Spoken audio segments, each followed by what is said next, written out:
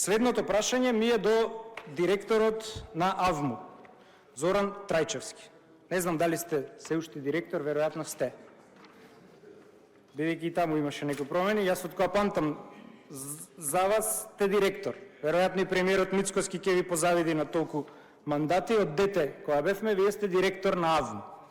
Значи, АВМУ е, накратко да биде за јавноста, регулаторно тело кое што нели стручно врши регулација, надзор и слично над примената на два суштински закони, може би повеќе, но два се суштински. Тоа е Законот за медиуми и Законот за аудиовизуелни медиумски услуги. Сега, вие почитуван, до сега барем, 3 најдов, мислам, може би има и повеќе, се ставате во улога на регулатор на собранието, а не на медиумите. Значи, давате соопштение каде што Димитар Апасиев, крајно вулгарниот, недоличен говор, етикетира, дискредитира медиуми. Почитуван Трајчевски, ние си имаме тука наш етички кодекс. Ете, видовте, се пцуеме, ние меѓу себе овдека. Значи, ние си имаме наш етички. Вие не сте надлежни да оценувате како ние пратениците се понашаме. Вие, почитуван, сте надлежен да оценувате како медиумите се понашаат. Така? И ајде да видиме сега недоличните зборови упатени на пратеников овој Апасиев кон новинарот Љупчо Златев. А знаете зошто Апасиев се обратил недолично? Оти му го објавил детето, кое е 6-годишно, на медиум. А вие сте надлежни да, еве, по закон, јас го консултирав и Законот за медиуми, и Законот за АВМУ, вие сте надлежен баш тоа да го спречите. Значи да спречите злоупотреба на медиумот за одредена хајка која што ја прави кон одредено лице.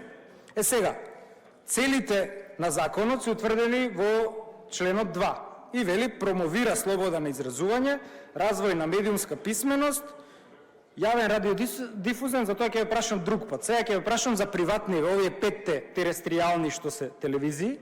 Членот 6 од законот, инаку законов е ужасен, морам да признам, препишан од некоја директива, нејасен, тотално нејасен. Значи, начела во работата се грижи да се постигнат целите, вие како АВМУ се грижите да се постигнат. Кои се целиве и надлежности? Вика, ја поттикнува слободата, се грижи за заштита на и развој на плурализмот и презема мерки во случај кога е извршена повреда на одредбите од овој закон, но од медиумите, не од пратениците. Поттикнува медиумска писменост, врши надзор и слично. Имате 3 вида на надзор, колку што видов: програмски надзор, мониторинг, административен надзор за овој закон и посебна глава имате за заштита на плурализмот. Но имате еден многу јак член, тоа е членот 47а, кој што вели дека начелата на законот за кој вие сте надлежни е да ги хуманите и морални вредности, да заштитува достоинството, еднаквост во слободите и правата, отвореност на програмите за плурализам, непристрасно информирање и слично, гарантирање на право на одговор и исправка, многу битно, уставно право. Од тука, дури има предвидено и глоба до 5.000 – 10.000 евра таму за медиум кој врши политичка, меѓу другото и политичка дискриминација.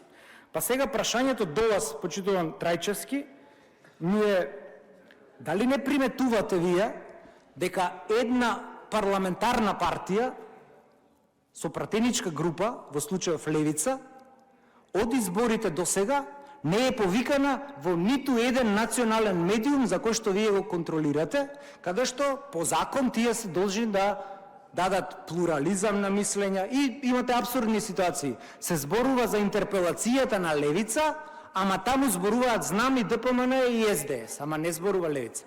Ама го мразеле Апасиев, ама ме боли уво ако го мразат Апасиев. Имате законска обврска вие да се грижите за тој плурализам во медиумите.